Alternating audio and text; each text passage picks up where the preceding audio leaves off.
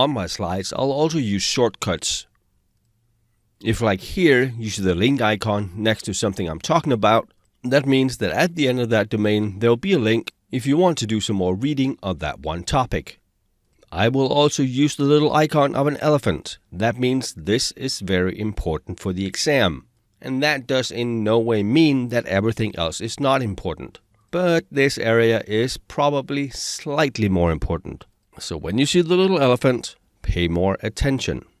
And then at the end of some of the sentences, I will use ... That just means that these are some of the examples, but there are many more.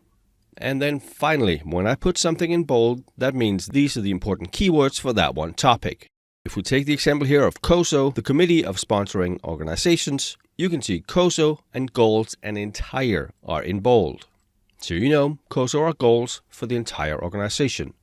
And I do to a large extent on the links use Wikipedia because Wikipedia pages normally stay there for years. Whereas if I refer to a blog post, a news posting, or something on some other website, that might get taken down or the site structure might change. So to ensure that all the links are actually live still, I mostly use Wikipedia.